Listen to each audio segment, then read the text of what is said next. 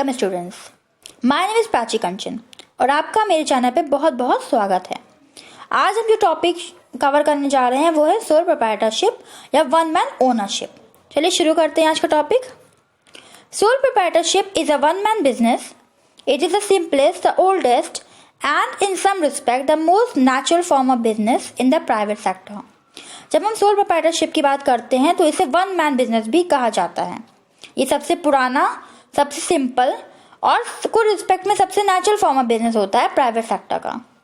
Sole proprietorship क्या होता है बच्चों? वो बिजनेस जो एक इंसान द्वारा चलाया जाता है, जिसमें सारे डिसीजन, सारी रिस्पॉन्सिबिलिटी, सारे फाइनेंस की जिम्मेदारी सिर्फ एक पर्सन के हिसाब से और उसके ऊपर होती है। ठीक है, एक अलोन पर्सन होता है जो बिजनेस को संभाल रहा होता है, जो उसका ओनर होता है। और ये सबसे नेचुरल फॉर्म ऑफ बिजनेस भी है प्राइवेट सेक्टर की बात जब हम करते हैं। मीनिंग की बात करें तो sole proprietorship means a business owned, finance and controlled by a single person. इस लाइन से बहुत क्लियर हो जाता है कि सोल प्रोप्राइटरशिप क्या होता है। एक ऐसा बिजनेस होता है जो ओन किया जाता है, फाइनेंस किया जाता है और कंट्रोल किया जाता है बाय अ सिंगल पर्सन। सिर्फ एक पर्सन होता है जो इसका ओनर होता है इस टाइप के बिजनेस का।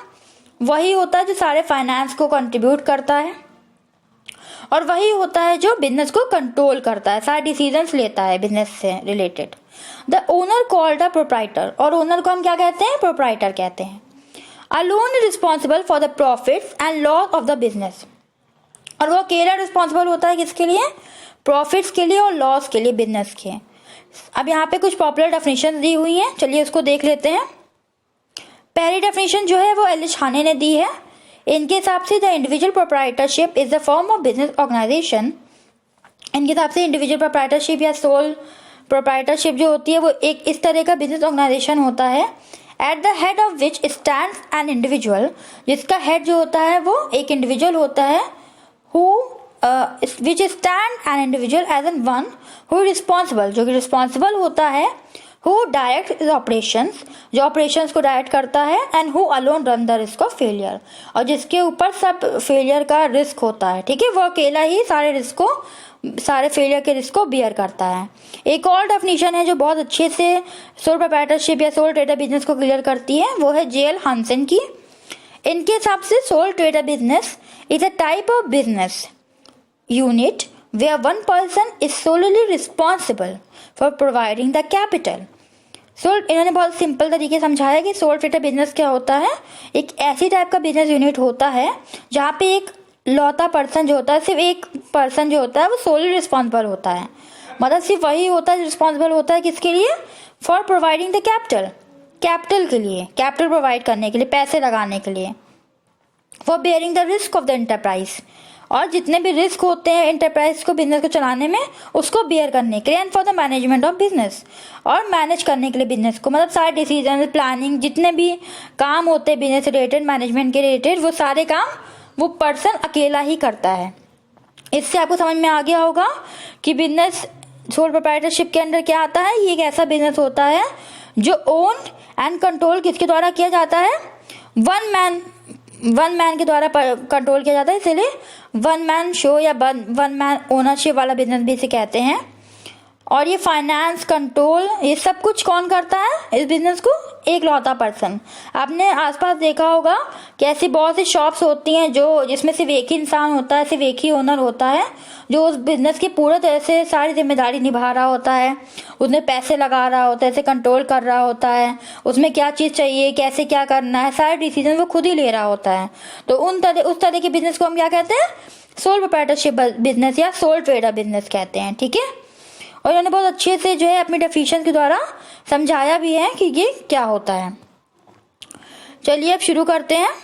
अब आगे देखने को मिलता है फीचर्स ऑफ सोल प्रोप्राइटरशिप।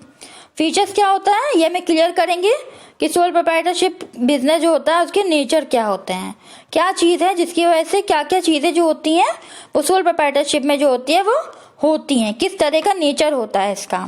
ठीक है, जब हम बात करते हैं सोल प्रोप्राइटरशिप की तो पहली चीज क्या जाती है? Single ownership. ये बात अब तक आपको क्लियर हो गई होगी कि इसमें ओनर क्या होता है? सिर्फ एक अलोन पर्सन होता है, एक सिंगल पर्सन होता है। तो सबसे बड़ा फीचर सोल प्रोप्राइटरशिप का क्या हो गया? Single ownership. जो ओनर होता है वो क्या होता है, एक सिंगल पर्सन होता है। अ sole proprietorship is wholly owned by one individual, ठीक है, सिर्फ एक इंडिविजुअल के द्वारा जो है वो प्रोप्राइटरशिप जो सोल ट्रेडर बिजनेस होता है वो ओन किया जाता है। The individual supply the total capital from his own wealth, ठीक है, ये जो पर्सन होता है वो कैपिटल कैसे लगाता है, अपने पैसे से, जो उसके पास पैसे हैं उसको कंट्रीब्यूट करता है कैपिटल में और बिजनेस के लिए कंट्रीब्यूशन देता है। और फ्रॉम बोरोड फंड्स, या फिर मांग के करता है। सिंपल सी बात है, अगर सिर्फ एक ही पर्सन है जो बिजनेस को चला रहा है, या तो उसके पास खूब सारा पैसा हो, ठीक है, तो वो बिजनेस में लगाएगा, कैपिटल में लगाएगा, चीजें सब खरीदेगा, बेचेगा, जो भी करेगा, सारे काम करेगा बिजनेस के लिए, उसके पैसा चाहिए, या तो वो खुद का लगाएगा या तो वो मांग का लगाएगा। तो जब सिंगल ओनर है तो सारी जिम्मेदारी उसी के ऊपर है। तो वही इसमें दिया हुआ है सिंगल ओनरशिप के अंडर में कि सोल प्रोप्राइटरशिप या सोल ट्रेडर जो ओनर होता है वो अपने बिजनेस को पूरी तरह से खुद ही ओन करता है, और यही होता है जो कैपिटल को लगाता है, चाहे वो अपनी वेल्थ लगाए या फिर मांग कर फंड्स को लगाए, ठीक है। दूसरा आ जाता है वन मैन कंट्रोल। अब ये सबसे इंपॉर्टेंट नेचर होता है कि वन मैन कंट्रोल, क्योंकि जब हम बात कर रहे हैं सोल ट्रेडर बिजनेस की या सोल प्रोप्राइटरशिप बिजनेस की, तो इसमें सिर्फ एक ही इंसान होता है जो कंट्रोल करता है बिजनेस को। तो the proprietor alone takes all the decision pertaining to the business, सिर्फ जो प्रोप्राइटर होता है वही होता है जो सारे डिसीजन को बिजनेस के लिए लेता है। He is not required to consult anybody, वो किसी को भी कंसल्ट करने के रिक्वायर्ड नहीं होता। उसका बिजनेस है, उसको जो करना है वो अपने हिसाब से करेगा, जो डिसीजन लेना है वो अपने हिसाब से लेगा, उसे किसी से पूछने की, कंसल्ट करने की कोई जरूरत नहीं होती। Ownership and management are vested in the same person, यहाँ पे जो ओनर है वही मैनेजमेंट है, ठीक है, वो सारी जिम्मेदारी, सारे फंक्शन, सारे डिसीजन खुद लेता है। Some person may be employed to help the owner, आपने देखा होगा आज पर जो शॉप्स होती हैं उसमें ओनर क्या होता है, सिर्फ एक पर्सन होता है, पर अपने नीचे कई सारे लोगों को काम पे रख सकता है। पर जो ओनर होगा, जो कंट्रोल होगा, जो बिजनेस की मेन जो डिसीजन मेकिंग पावर होगी वो किसके हाथ में होगी, वो उसी सिंगल पर्सन के हाथ में होगी, चाहे वो हेल्प करने के लिए कितने भी लोगों को रख ले, ठीक है, पर जो ओनरशिप होगी वो किसके हाथ में होगी, उसी के हाथ में होगी। तो वही दिया है the owner but ultimate control किसके हाथ में होता है, लाइज विद हिम, उसके हाथ में अल्टीमेट कंट्रोल होगा। नो लीगल एंटिटी, एक और बहुत बड़ा जो होता है वो कैरेक्टरिस्टिक या नेचर है सोल प्रोप्राइटरशिप बिजनेस का। A sole proprietorship has no legal identity separate from that of its owner, business और ओनर एक ही होते हैं। The law makes no distinction between the proprietor and its business, proprietor और business के बीच में कोई भी डिस्टिंक्शन लॉ ने नहीं किया। The business and the owner exist together, एक साथ ही एग्जिस्ट करते हैं। इफ द ओनर डाइज और become insolvent the business is dissolve, simple सी बात है, जब एक ही पर्सन है जो बिजनेस को चला रहा है, डिसीजन ले रहा है, पैसा इन्वेस्ट कर रहा है, सब कुछ एक ही इंसान कर रहा है, तो बाय चांस अगर वो मर जाता है, उसकी डेथ हो जाती है, तो बिजनेस को फिर कौन टेक ओवर करेगा, कोई नहीं होगा। तो इसमें साफ साफ दिया है द ओनर डाइज, अगर ओनर मर जाता है और बिकम इंसॉल्वेंट या फिर गरीब हो जाता है, उसके पास पैसे नहीं है बिजनेस को चलाने के लिए, द बिजनेस इज डिसॉल्व, तो बिजनेस क्या होता है, डिसॉल्व हो जाता है, खत्म हो जाता है। Business and the proprietor are one and the same, और इसके हिसाब से, इस कैरेक्टरिस्टिक के हिसाब से बिजनेस और प्रोप्राइटर जो ओनर होता है वो एक ही है और सेम है, ठीक है। अनलिमिटेड लायबिलिटी एक और बहुत बड़ा कैरेक्टरिस्टिक है, क्योंकि सोल प्रोप्राइटरशिप बिजनेस की बात हम कर रहे हैं, तो लायबिलिटी क्या होगी, अनलिमिटेड होगी। वो अपना घर बेच के भी कर्जे को चुकाएगा, क्योंकि वही जिम्मेदार है पैसा लगाने के लिए, वही जिम्मेदार डिसीजन लेने के लिए, और कोई नहीं। इसके अंदर में क्या दिया हुआ है, the proprietor is personally liable for all the debts of the business, जितने भी कर्जे होंगे बिजनेस के, उनकी रिस्पॉन्सिबिलिटी किसके पास होगी, उन सारे कर्जों की रिस्पॉन्सिबिलिटी बिजनेस के प्रोप्राइटर के ही जिम्मेदारी पे होगी। अगर कोई कर्जा है, अगर बिजनेस का कोई कर्जा है या कोई डेब्ट है, तो उसकी जिम्मेदारी किसकी होगी, किसको चुकाना होगा, प्रोप्राइटर को। In case the assets are insufficient to meet it डेब्ट, अगर जो एसेट है बिजनेस की वो इस काबिल नहीं है या इतनी नहीं है कि वो सारे कर्जों को चुका सके, the personal property of the proprietor can be attach.